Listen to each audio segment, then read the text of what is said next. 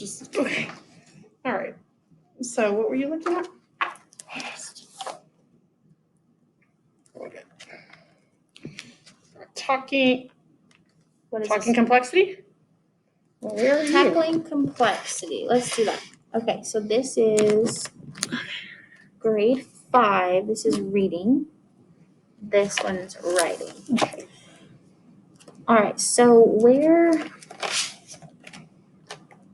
you look at the overview, what are the most important, I guess, parts to pull? What am I trying to say? Pull for the lesson? Yeah, Okay. to help you get organized. Okay. So definitely you're going to start just the session, the mini lesson. Okay, those are definitely, these are like, this is when you don't want to skip this. Okay. Right here, I don't do this. I don't use this part. The conferring piece, do you confer with, what's hard when you're, Yeah, when it's you're, difficult. right, but if you, there is a conferring piece, like a conferring template that you can use. Do you have any conferring templates? Mm-mm. So I can show you some conferring templates that you Okay. can use. I do that. Now, mid-workshop piece, that might be hard during virtual, but let me show you kind of, can I get into the lesson? Yeah, absolutely. So this is your meat. I don't worry about this per se. Okay. The mid-workshop teach is kind of like a reminder halfway through your lesson after you send them off and after they're working independently.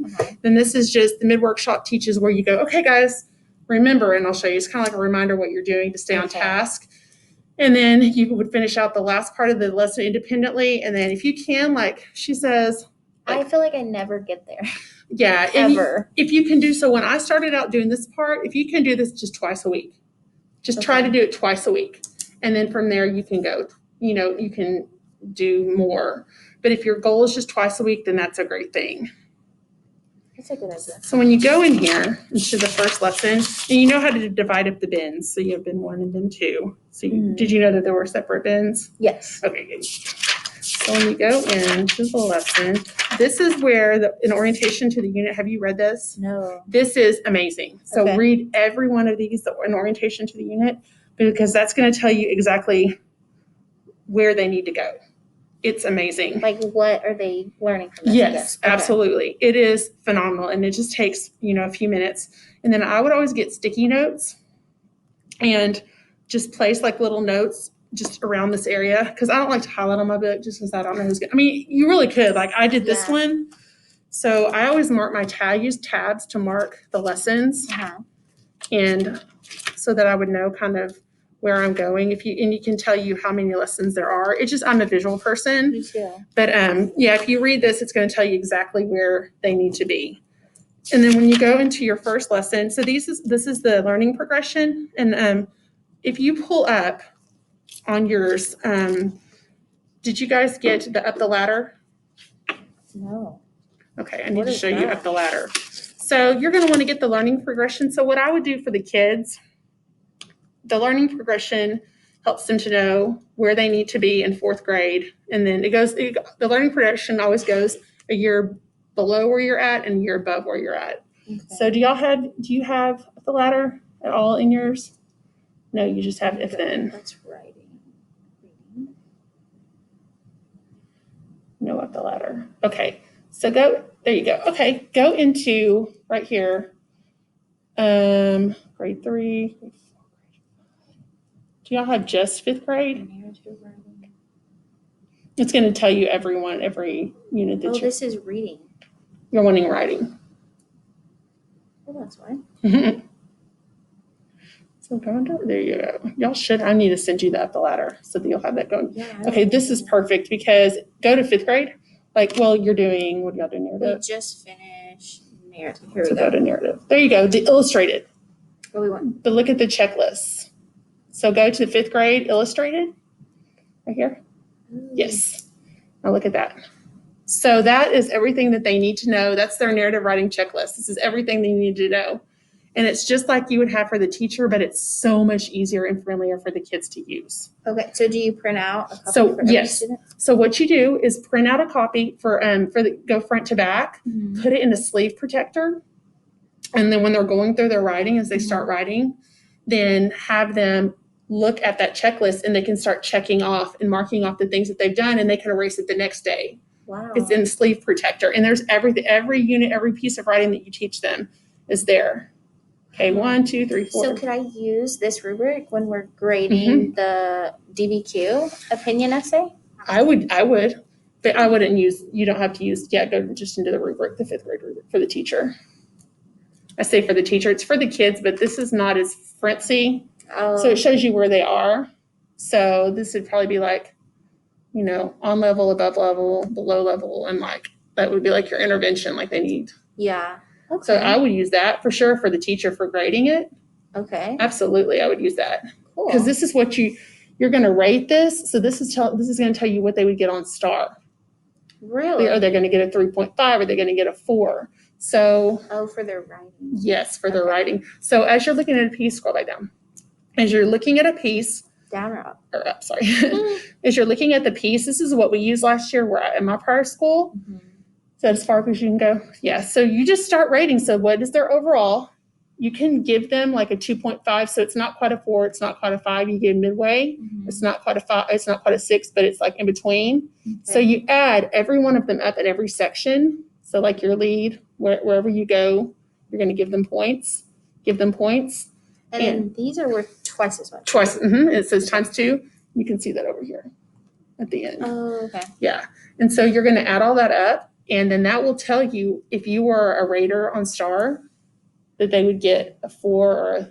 The only thing is when you're rating your STAR passage, like when they're writing for STAR, you're going to have two people that are rating your writing. But we don't do writing, so not in Oh, fifth grade. so you wouldn't have to worry about that. Yeah, but it's this still is a good place helpful. to know. Yeah, it's still a good just to know, like, are they doing, because they will write again. I don't know what year they write again. They will write. Well, actually they're not going to, because they're going to take the composition off. This is the last year the composition will be on it also. Even for 4th grade? Mhm. Oh, Yeah. I didn't know that. But yeah, so that at least gives you kind of an idea of where they're at. But I would for your DBQ, is that what you said? Uh-huh. Okay. Yeah, I would totally use that.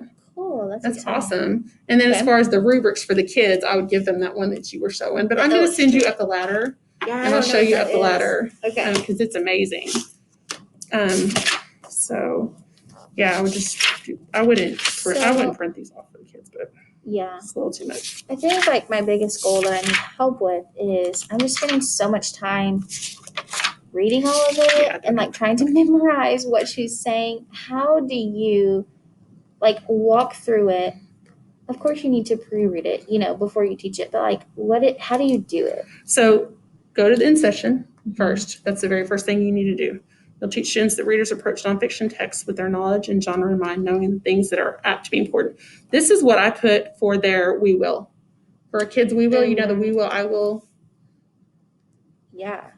So we will learn to approach nonfiction texts with knowledge of genre in mind, knowing the things that are apt to be important. So you just switch this up, and this is the we will. I always use this as the we will. That's good, because I spend so much time like, what are they going to do? Yeah, so I always make this your we will, and then I look at these things are the things that you're going to need, because you're going to want to print these out. And when you look online, they're already made for you, like the anchor charts and stuff. So look at those. And then what I do in the connection is I just briefly skim over this. You can do the coaching piece right here. I don't look at any of this. I literally just skim over your connection, because you're going to just make it a way that you can connect the lesson to yourself. Don't spend a whole lot of time reading word for word. Okay. See, skilled readers see more in a text because they know what is worth noting. So basically, you just put this in your own words. Pay attention to the bold. I don't mess with this part, because this is situational. Okay. That's what she told us up at the college, is that the bold is what you want to focus on. Okay. Because this is more like situational. I mean, you can look, these are students giving examples, but the bold is what you want to pay the most attention to. And remembering that this is only 1 minute, I think. I wrote it down. I don't remember where I put it, which lesson it was in. Here, I can pull it up. Okay. I think it's there we go. It's only 1 to 2 minutes. Oh, wow. So it's super, super fast. And one thing that I did when I first started teaching this was I would set a timer for myself. Really? Because your lesson as a whole, this whole thing is only supposed to take, what did I say? The whole thing. I mean, look, you've got 6 to 12 minutes 12 is your mini minutes. lesson to do all Whoa. of this. Wow. Yeah. So just pay attention to the bold. And then right here, always today I want to teach you. So always, I never even just do this. Always name your teaching point. And then again, just look at the bold, spend the most time on that and paying attention to your anchor charts. Okay. Like this stuff, again, is what she told us up at the college. This is all situational. This is things that the kids might say or do. Mm-hmm. So until you get familiar, you can skim over it. But use the article to demonstrate that readers approach nonfiction with a short list of things. So just put that in your own words. Like, how do you guys approach approach reading your books? Things that are apt to be important. So why do you choose to read the books you read that are nonfiction? What's important to you? Yeah. Talk to me about that. And normally you would have the kids like turn and talk to the partner, but reading with extra alertness because of that short list. So you make a list of things that are important to you when you're choosing your nonfiction books. Why are they important to you? So it's just things that you make into your own. Mm-hmm. These things right here, I always print off for the kids. Like, so when you're their own copy. Okay. I did, and I have. Do you have a reading folder? Yes, my kids do. Yeah. I would just invest, and this is just me. You don't have to do this, but I would invest in page protectors. And every time one of these charts came up, I would print them out and put them in sleep protectors, and then they would place them in their reading folder, because they'll refer back to these throughout the unit. Okay. And so, and then just go over this briefly with them. I mean, literally, you were just skimming because your teaching point is only 5 minutes. So yeah, it's really just you talking about this, maybe making a list with them, like what is important, main ideas, and they're supporting. So let's see, chronological, cause and effect. Do you notice these structures in your text when you're reading? Mm-hmm. Have you heard of any of these things? Parts of the text and how they fit together. So these are just things that you can briefly talk with them about. This again right here is not like this is you reading a script. Yeah. Situational, and you don't want to do that. Right. Just take the bold, make it your own, and go over the chart. Got it. And that's it. And then over here, so I read aloud just the title of the first paragraph. So you can choose. I don't really know what this lesson's about because I haven't ever read it before. Yeah, I don't either. These are both new to me this year. Let's see. Let's read the first paragraph of Lessons from the Deep together. I'm guessing that this is. Let me see. This is one of the books you're going to need. Yes. So that would make sense. Have copies of Level 5 Lessons of the Deep. So you would have that. So over here, being virtual, I guess you could just put a copy of it, up, or just hold it and just read it through with them. And then popped a finger up in the air and noticed a few students did the same. You can't do that when you're, I don't really know what all this is about. But anytime you see anything like indented like this, it's usually over a poem or a passage that you would read, like that they would give you. Just make sure that you have these. And sometimes if you look, this is actually in your tools. Oh, when you go into the Lucy lessons, go in there like for lesson 1, and I would print all of these things off. Do you mind looking in there just to see if you have it? Yeah, of course. Because I bet you do. So when we were doing interpretation of book clubs, the anchor charts, they changed every day because they were adding a new. The different, yes. Yeah. So do you print every day those anchor charts? Like, how do you do that? In virtual right now, I know that my coworker is actually laying them all out and just having them already laid out. Okay. In real world, what I did last year was I put them all on a big chart paper, but then I covered them up, and each day I would just undo it. Gotcha. I know that my coworker has them laminated, so she literally places one up every day. But if I were you, I would just have them already all put on a chart, and then you can just uncover them. And then like when you get Screencast-O-Matic that day, I know the chart gets bigger and it grows, but on Screencast-O-Matic, I would just lay down the one that you're working on that day. Okay. That's what I would do because I know that's what Kelly's done. Okay. So this is session 1. Yes, so these are all the things that you'll need except for homework. I don't do that. Okay. So, and then you can do this, but I would do the one we talked about, the opinion up the ladder. Remember the one that had the pictures on it for the kids? Yes, it wasn't up the ladder. One. Yeah. Okay. The reading log. Nonfiction readers know it pays off chart. Click on that real quick. Yeah, there it is. Oh. Yep, it's right there for you. And so they'll need that. They'll use that because they'll be using that in their lessons going forward. Okay. So that one, and then this one right here is the story she was talking about, Lessons in the Deep, level 5. And yes, and I remember actually reading that. And one thing you do, Melissa, is print off all that stuff before you start reading this. Yeah. Then you really know about things that you need to hone into versus You're reading this whole prepared. script. Yeah. Okay. And just again, just the bold colored. And then the active engagement. Again, I'm guessing this is going to be part of that. The reading. Mm-hmm. So let's read on this. Let's read it on this way, keeping in mind things that pay off to think when we're reading nonfiction. I would stop right there. So let's go ahead and read this again. I'm going to read it to you. Really think about what is the important things that you need to read. Like what are the important things that you need to hone in on. Okay. And when you're doing that, it says I tapped at the list of things nonfiction readers know to attend to, but you're going to do that. When you talk about that. Correct. Okay. Yeah. So I would just read this and talk about that. And then right here, you're going to see, again, don't pay attention to this. You just automatically know, look, these are the keywords that are important to this passage.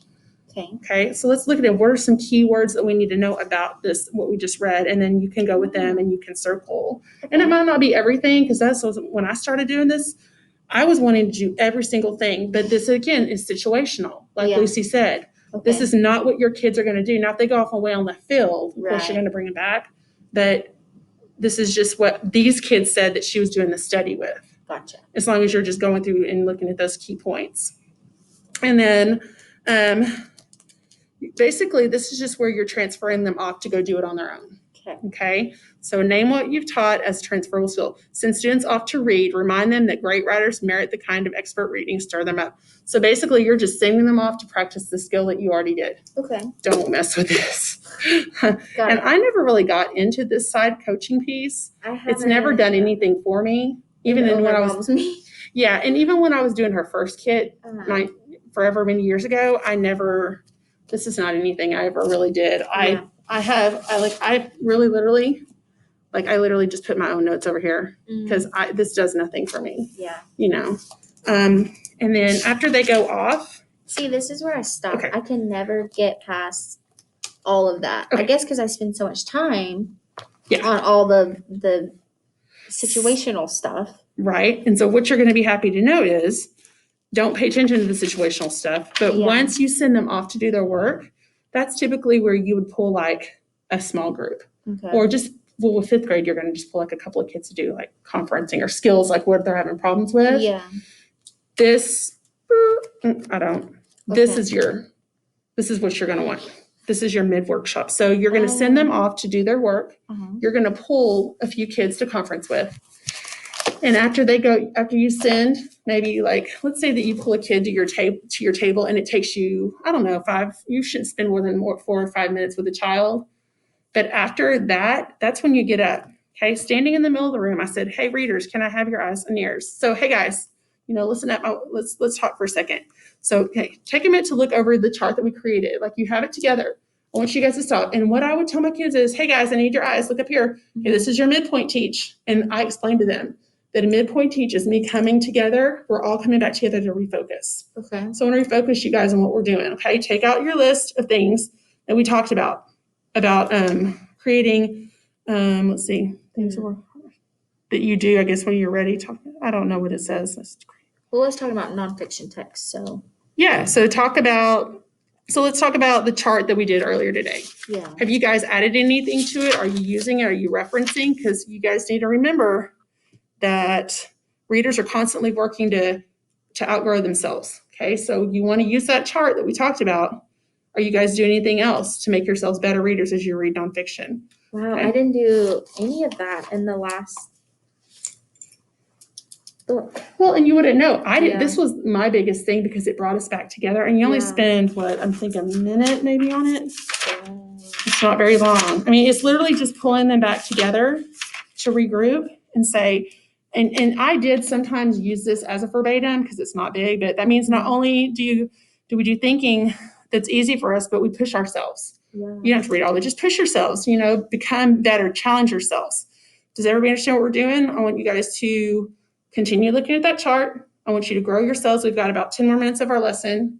Everybody got it? If you got to give me a thumbs up. All right, readers, off you go. All right, off you go. Okay. And you go back and you pull another few kids if you want, or do whatever you're wanting to do. Yeah. And then about 5 minutes before or 4 minutes before the end of your lesson, you can pull them together and just have them share out. You can look at this, but just have kids share. It's not a big. Yeah. Yeah. I And that's never all you do. thought of any of that. Yeah, So now I feel that's all. bad, but No, you it's wouldn't good to know. It is amazing. I didn't know any of this stuff. And then you just pull them back and they share out a couple of things and then you're done for the day. And what you need to do that I always do, and it's huge, even for admin, always after you do your share, go back to your we will and restate that we will. Okay, so guys, let's go ahead before we clean up our things. Let's go back. And I want to see how many of you guys feel successful, In the session, we were going to learn that readers approach nonfiction texts with their knowledge of the genre in mind, okay? And you can sometimes do like a check-in, check-out, see if they understood it. If, have them do a parking lot. You can even, after you restate your we will, which always do that to wrap up, you could have them do like a quick exit ticket of something that they got out of it, and it just kind of shows you, or even ask them how they feel about their lesson, and just have them like post like a Post-it note. Yeah. Just pop a Post-it note up on the board and. So that's my next question. I have the hardest time pulling grades from Lucy. Could that be just a quick formative? For sure. Okay. Absolutely. I struggle with that. Like, I don't know what to take as a grade. Yes, exit tickets are phenomenal. Okay. I call this, not only is it a we will, but I call it success criteria, which I know you guys here call it. I still call it success criteria, but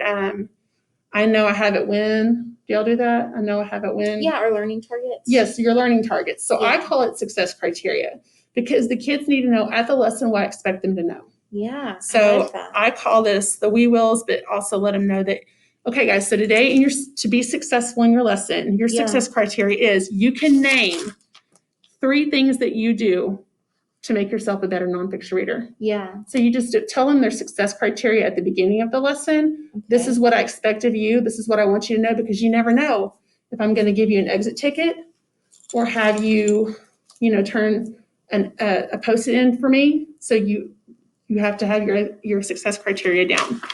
That's when you know you're successful. That's so helpful. Yeah, I love it. My friend taught me the success criteria a couple of years ago, and it really holds them accountable because they know they have to do their work or they're not. And I think that's where my students got confused, because we would practice all of this together